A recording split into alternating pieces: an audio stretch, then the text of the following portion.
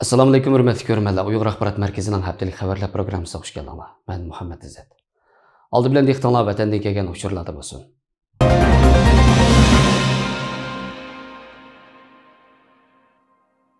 2021 yil 12 ayning 22 kuni Uyg'ur axborot markaziga kelgan uchurda bildirilishicha, Xitoy doiralari ba'zi Uyg'urlarni Xitoydagi eng chong naqshi musiqa supasi bo'lgan Wang Yida naqshi musiqa anglaganlik uchun tutgan qolgan. Xitoycha ismi Wang Yi, inglizcha ismi NetEase deb atalgan bu supaga naqshi musiqa chiqargan yoki Wang Yi appini ishlatib, musiqa anglagan Uyg'urlar saqchilar tarafidan tutib ketilgan. Qo'rqinish qilgan ko'p Uyg'urlar telefonlaridan Wang Yi nomli appni yuvayotgan yoki osh supadagi hisobotlarini o'chirib tashlagan.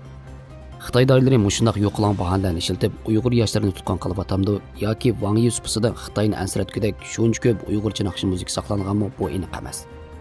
Xitoy doiralari yaqinqi yillardan buyon tor dunyosidagi o'zining qo'l yetadiganlik yerlarda Uyg'urlarga munosabatlik barliq uchurlarni yo'qotishga tirishib kelmoqda. Marokashdagi nopozliq tashkilot Marokash hukumatini Idris Hasanni Xitoy qaytarmaslikka chaqirdi. Xitoy Sharq Turkiston masalasi sababli Amerika amaldorlariga jazo e'lon qildi. Intel shirkati majburiy emgak to'g'risidagi tutumi sababli Xitoydan kechirim so'radi. Yaponiya Beijing qishliq olimpik tanharkat musobaqasiga hukumat amaldorlarini avatish plani yo'qligini e'lon qildi. Tövəndə dehqonlar xabarlarimizning tafsiliy mazmunlarida bo'lsin.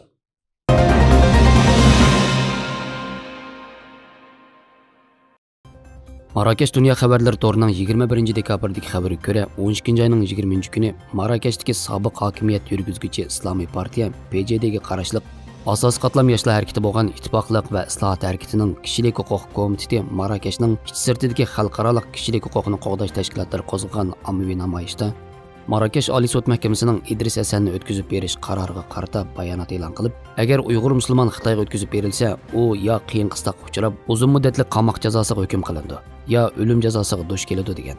Va Marokash hukumatini o'zlari imzo qo'ygan xalqaro kishilik huquq qonuni 4-qitimliq janva ahdnomasini shundaqla Idris Hasanning 3 farzandini nazar tutgan holda Idris Hasanni Xitoy qaytarmaslikka undagan. Fox xabarlar torining 22 dekabrdagi xabariga ko'ra, Xitoy hukumatı 21 dekabr Amerikaning diniy erkinlik ishlariga mas'ul 4 nafar amaldorga jazo e'lon qilgan bo'lib, bu Xitoy hukumatining Amerikaning buningdan 2 hafta avval Xitoyning Uyg'urlarni bostirishi qarta e'lon qilgan jazo tadbiriga qarshi o'chilish xarakterlik jazo tadbiri ekan. Xitoy Tashqi ishlar ministrligining bayonotchisi Zhao Lijianning bildirishicha, Amerika Diniy erkinlik komitetining raisi Nadin Mianza, muavin raisi Nuri Turkel va komissarlardan Anurima Bargava, James Carr qatorliqlarni Xitoy cho'ng qo'riqligiga, Hong Kong va Omonga kirish cheklanib, ularning Xitoydagi mol-mulki to'g'ritildi ekan. Buningdan sirt ularning Xitoy fuqarolari va shirkatlari bilan savdo qilish cheklandi ekan.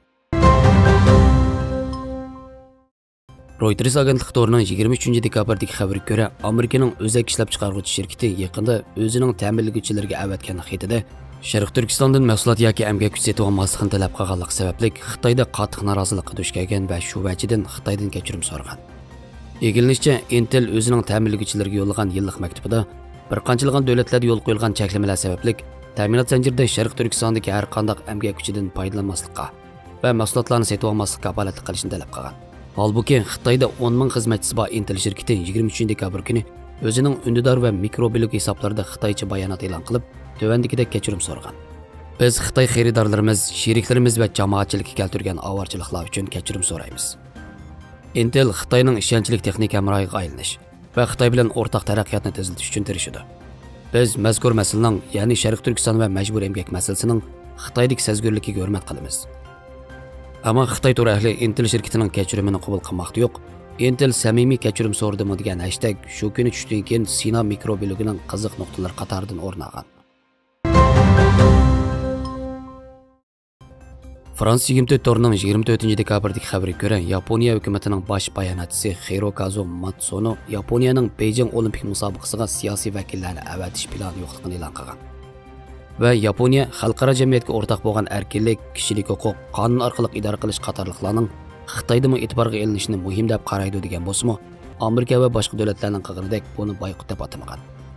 Yaponiya mazkur qarorini e'lon qilar qilmasdan Xitoy tarafmi shu kuni bayonot e'lon qilib, Yaponiyani tanharakatni siyosiylashtirmaslikka undagan bo'lsa-mu, ammo Xitoy Tashqi ishlar ministrligining bayonotchisi Zhao Lijian Yaponiyaga qarata mazkur olimpikni diplomatik boyqut qiladiganligini ochiq chakarlagan Amerika qatorliq davlatlarga ishlatgan Ular bu qilmish uchun badal to'laydi degandek tahdidlik iboralarni ishlatmasdan, biz Yaponiya hukumatining aloqador so'zlaridan vaqiflandik.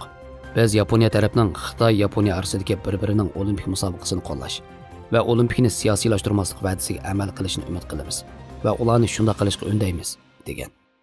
Xabarlarimizni ko'ringlar, rahmat. Ko'rishkish omon bo'linglar. Xayr xo'sh, Allohga omonat.